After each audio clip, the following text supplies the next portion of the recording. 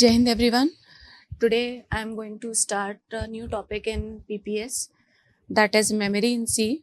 So let us have a look on the content what we are going to cover today. So in this memory, first of all we will know what is memory allocation in C, then static memory allocation and dynamic memory allocation, which are basically types of memory C is providing you. So let us start with the memory allocation. So memory allocation is a necessary step in programming.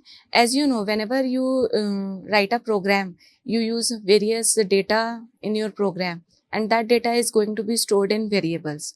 So all those variables must have some space in memory so that data can be stored and accordingly processed whenever logic is applied to that data.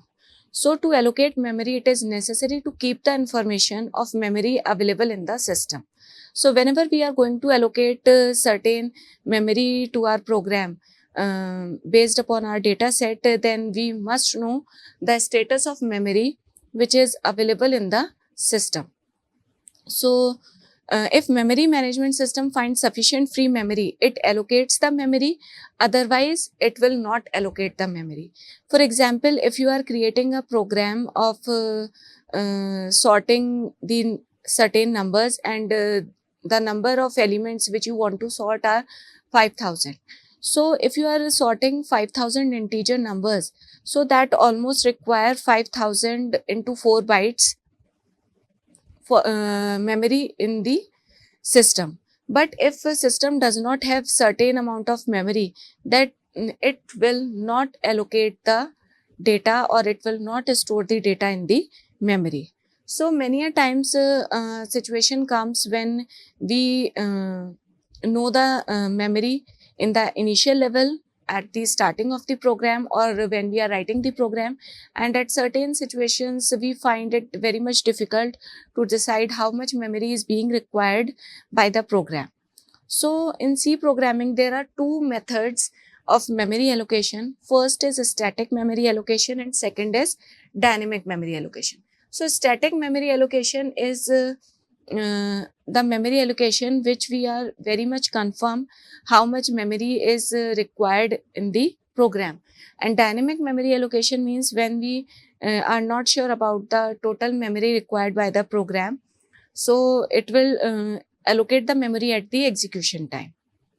So let us discuss it in detail. So what is a static memory allocation? In a static memory allocation, memory is allocated to a variable at compile time. For example, if I write int x, so x is a variable of type integer. So it is clear that how many bytes will be allocated to x? 4 bytes. So compiler will allocate 4 bytes to x. Suppose I write int a is equals to 5. Again, I am initializing variable a with constant term 5 and it is of type integer. Again, how many bytes are allocated to the memory? 4 bytes. Now, if I write a statement char array 10. So, how many bytes will be allocated to the memory? 10 bytes. As arrays of character type and character requires 1 byte of memory. So, how many bytes are stored? How many bytes are allocated?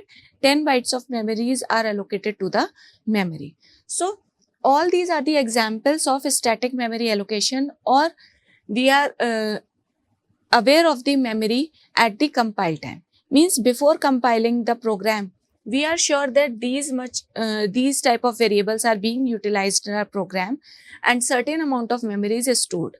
So this is static memory allocation. Now second is the dynamic memory allocation. Dynamic memory allocation means the memory is allocated to a variable or program at runtime. Means when your program is in execution mode, then we are going to allocate the memory. So in dynamic memory, the size of data is changed during the runtime. Means we can modify the size of data structure we are using at execution time, and as per the requirement of the programmer we can allocate the memory. So in C we are having 4 functions which help you to allocate memory dynamically. So first we have malloc, second calloc, then free, and then realloc. So basically malloc and calloc functions are used to allocate the memory dynamically. Free function is used to deallocate the memory, and realloc is used to modify the allocated memory with the help of malloc and calloc. Whatever memory you have allocated with the help of malloc and calloc can be modified with the help of realloc. So whenever we are going to use all these dynamic memory allocation functions, we have to use a header file stdlib.h or simply malloc.h. So first of all, we will discuss malloc function. What is malloc function? Malloc allocates a block of space in memory. Means, as you know that we have memory in bytes. So what malloc will return? It will return a single block of memory. For example, if I write int a10, okay, int a10. So what does this statement means? This statement says that 10 blocks of 4 bytes will be allocated, right? But what malloc will return, if I want to allocate memory, this much of amount of memory using malloc function, then what it will return? It will return a single block of 40 bytes. Okay. This is the meaning of this particular statement, that malloc function allocates a single block of space in memory. It returns a pointer type of void which can be cast into pointer of any form. So as we are using dynamic memory allocation, we will use the concept of pointers. Next, malloc does not initialize the memory allocated during execution. It will return garbage value. Means if I forgot to initialize the memory allocated by malloc function, then it will return garbage value. It will not allocate any value on its own. Let us consider its syntax. So what is the syntax? Let us assume there is a pointer type variable ptr. Here I will write the cast type in whatever data type I have to convert the pointer, then malloc and total byte size. Okay. So for this particular example, I have taken 40 bytes. So instead of byte size, what I will write? I will write 40. So total 40 bytes will be allocated in the memory. Now let us discuss it with an example.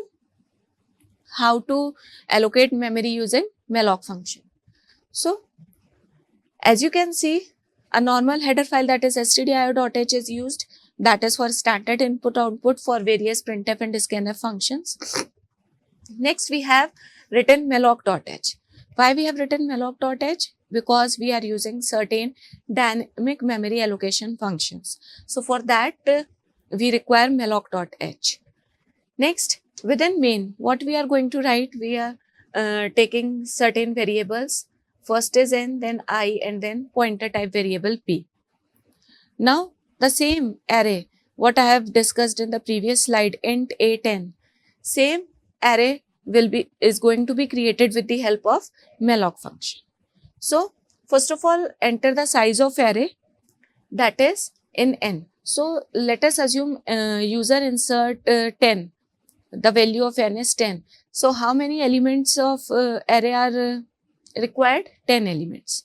Now the statement is p is equals to int pointer malloc n into size of int. Now this is the syntax for malloc. Malloc function. What it is written? We have pointer type variable p and we have typecasted it into int. Okay. Now malloc, this is the syntax, n into size of int. What it will do? It will calculate the size on its own. as size of operator will tell you the size or the number of bytes int is occupying in the memory, and n is the total number of elements which are being input by the user. So whatever is the total amount, for example, if user input n equal to 10, so n is 10, and size of int, for int C will return 4 bytes, so size of int will return you 4, so 10 into 4 is 40. So what it is written? It is written 40. Now enter the elements in array. How you are going to enter the elements in array? The same syntax is followed within the for loop. For I equal to 0 to n I plus plus, you will write the statement scanf %d, comma p plus I. So as this is pointer type variable p, there is no need to write address of operator, as pointer type variable will store the address only. Okay. So there is no need to write address of operator. You will simply write p plus I. What it will do? It will one by one add elements based upon the value of I. Now in the similar pattern, we are going to print the array. So for printing the array, again write the loop for I equal to 0 to n, and after that you will write pointer p plus I. What it will print? It will print the data which is being stored at this particular address. Okay? Let us check in this example.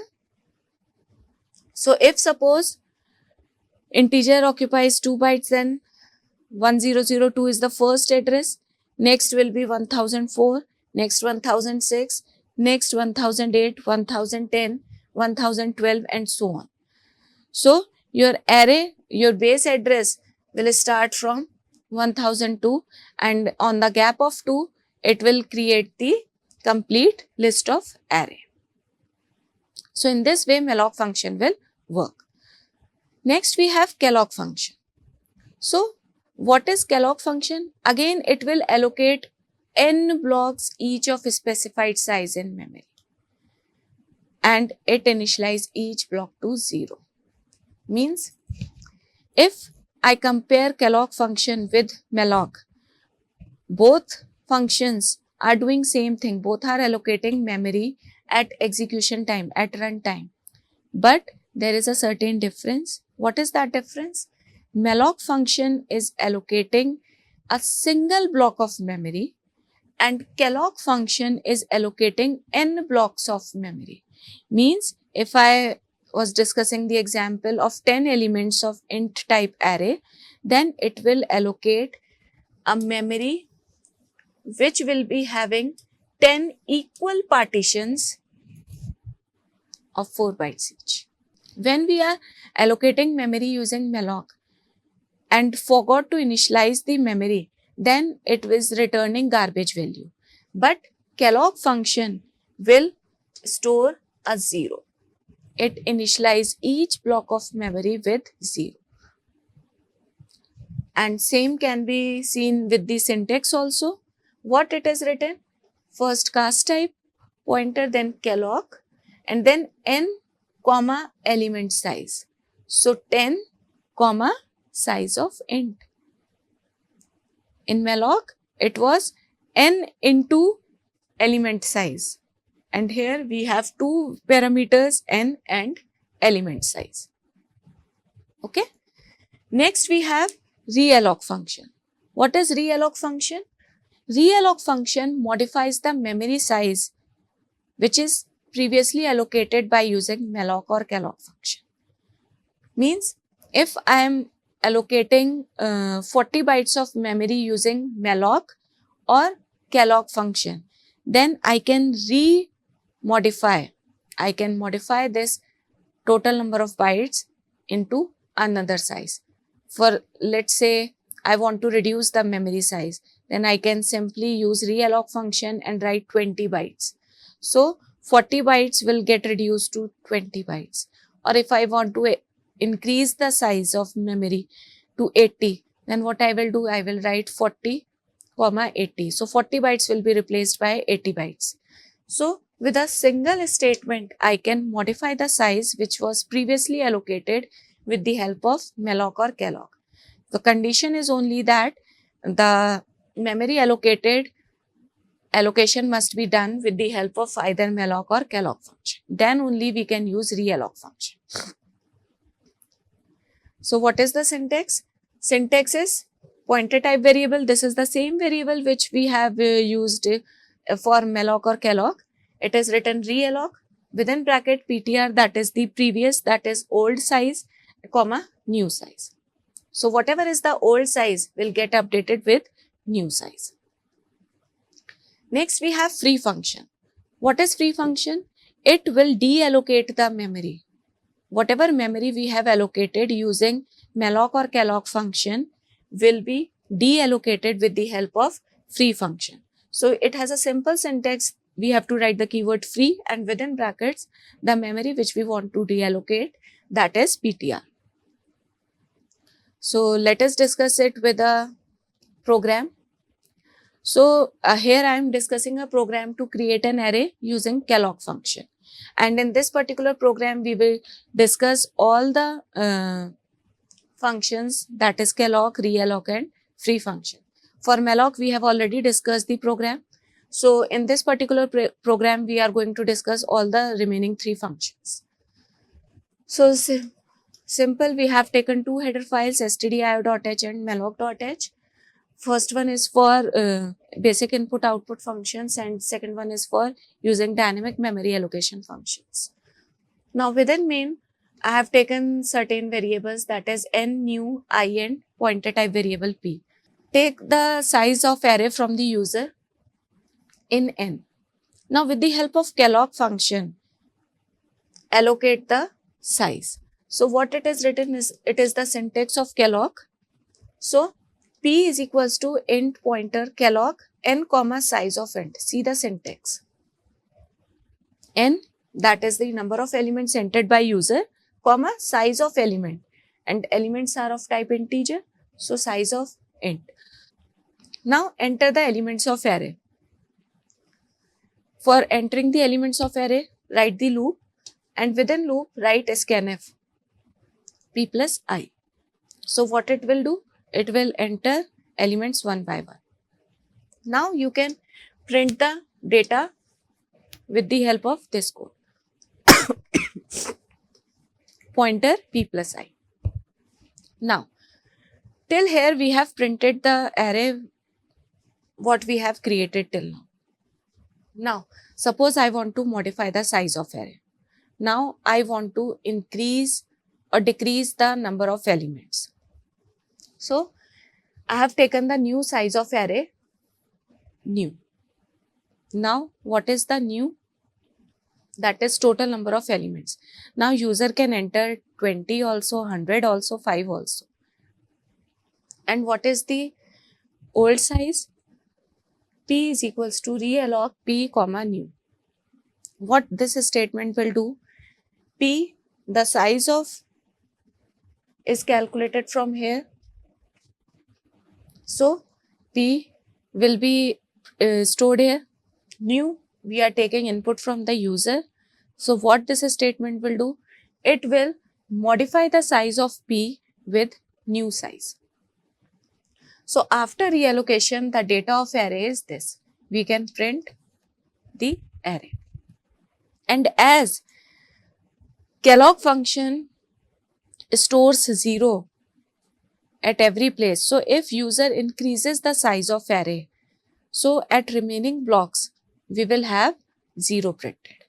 Here is a program to create a dynamic array and find sum of elements of this array. This is a program which is generally asked in exams, that create array dynamically. So how to create array dynamically? As we all know that arrays are static in nature, but using malloc or calloc functions, we can create an array dynamically.